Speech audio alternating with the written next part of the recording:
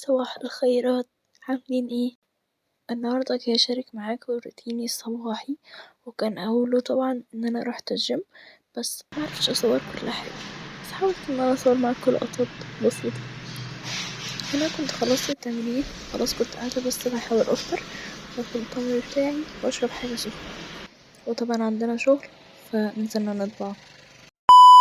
هلو يا جماعة، عاملين ايه؟ صباح الخير. اول حاجة طبعا احنا دلوقتي انا بتكلم معاكم واحنا دلوقتي الساعة 12:30. طبعا انا قمت ونزلت الجيم، بس صراحة النهاردة نزلت متأخر شوية وكنت تعبانة، ما كنتش قادرة وحتى انا حاليا مش قادرة بس اتكلم شوية عشان لسه طالعة من السلم وكده. بس التمرين كان خفيف الحمد لله، وعشان كمان انا انقطعت اسبوع بسبب يعني اسباب بس كده بسيطة وبس. فالمفروض ان انا ان شاء الله في اوردرات هتسلمها، فرحت عملت كام مشوار كمان وطبعت اللوجو عشان كان اخر ستيكرز ليا للوجو كان من عندي كان خلص، فطبعت اللوجو تاني. شوفوا يا جماعه شكله كيوت قوي، وكمان الحجم صغير ده عجبني اكتر، ف مبسوطه بيه قوي.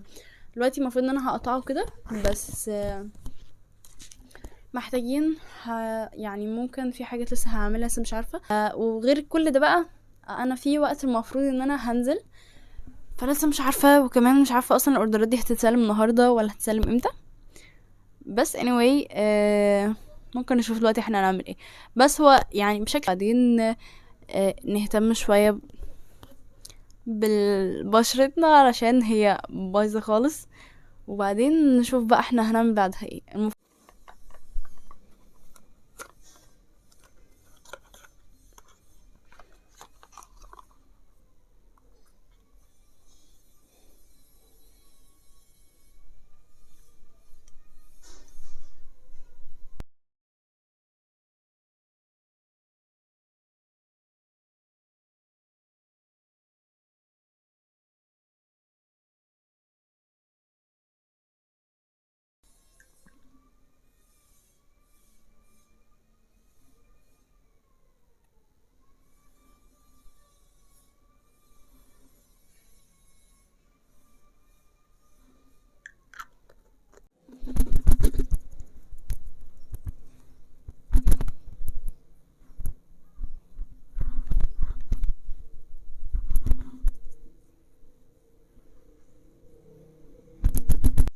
هنحط دلوقتي دوت كريم مرطب من البيج دي. الصراحة انا مش عارفة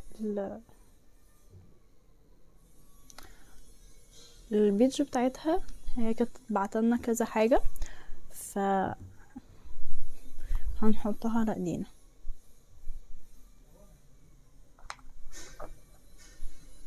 اوكي مش مشكلة.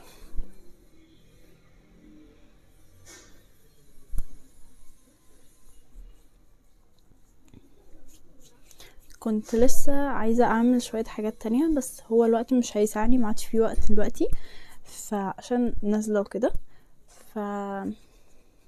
وكان في مفروض اوردرات هخلصها، بس صراحة ما عنديش وقت، فهعملها قبل ما اجي ان شاء الله، وهبدأ ان انا اديهم اوكي ان هو الاوردر بكرة هيكون جاهز وكده، بس على بالليل يعني ان شاء الله.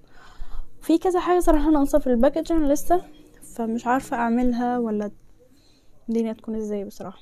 طبعا يا جماعة انا استعملت حاجة مش عارفة صراحة بقى، انا لسه اول مرة يعني اجربها على شعري، عندي فروق شوية في الاجزاء دي، فانا قررت ان انا هجربه. هو ده بتاع رموش، فقررت ان انا اجربه واشوف هو هيعمل ايه، يعني هيدي نتيجة وكده. هو المفروض ان هو سيرم بيطور الرموش وكده. الصراحة ما استعملتوش دلوقتي عشان المفروض ان انا هستعمله قبل ما انام، فهنستعمله بالليل مثلا لو كملنا اليوم لحد بالليل. تعالوا بقى ايه، هنروح بسرعة نشوف هنلبس ايه، فلسه مش عارفة، والمفروض ان انا متأخرة اصلا، وعايزة احط بس حاجة بسيطة، مش هحط كتير، هنحط بلاشر وروج وممكن شوية ماسكارا. يلا بينا. دلوقتي انا قدامي اختيار بنطلونين، مش عارفة الصراحة اختار انهي واحد فيهم، لسه هنشوف دلوقتي. في البنطلون ده واسع، وهو يعني لونه اصلا نحاسي شوية، فانا بحب درجته جدا يا جماعة. وفي الاسود الاسود برضو نفس الستايل واسع، و مش عارفه عايزين نختار منهم. وفوق انا الفتره اللي فاتت يا جماعه كنت بلبس رمادي كتير جدا، متفهموش ليه، بس هو يعني الدولاب تقريبا عندي كله كان رمادي. فانا عندي دلوقتي حاجه بني، مش عارفه برضو هلبسها على ايه، وهو الافين، فتعالوا نشوف سوا بقى.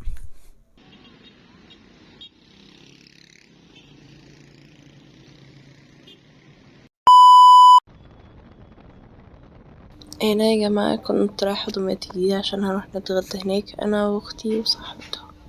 يا جماعة ملحوظة بسيطة بجد، السواق كان رايق اوي.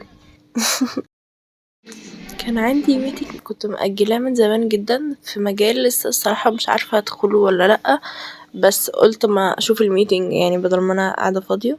وهنا كنا خلصنا الغدا يا جماعة، الصراحة ملحقش اصور من قبلها. يا جماعة بوريكم الاوتفيت والشنطة برضو، لان الشنطة دي ياما اللي انا عاملاها دلوقتي محدش هيشوفها غير بس اليوتيوب يا جماعة.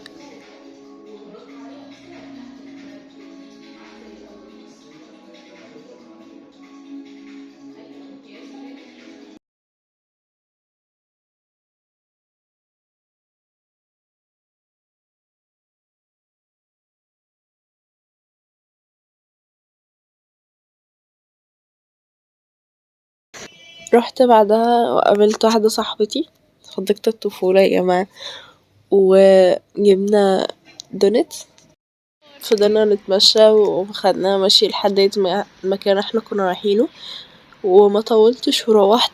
والفكرة يا جماعة ان هي خلاص هتسافر، فبجد الموضوع رخم اوي.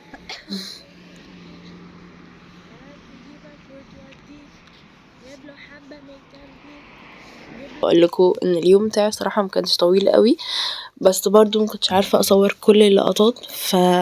بس متنسوش بقى تعملوا لايك وسبسكرايب وتشجعوني علشان استمر واحاول ان انا اعمل اكتر. باي.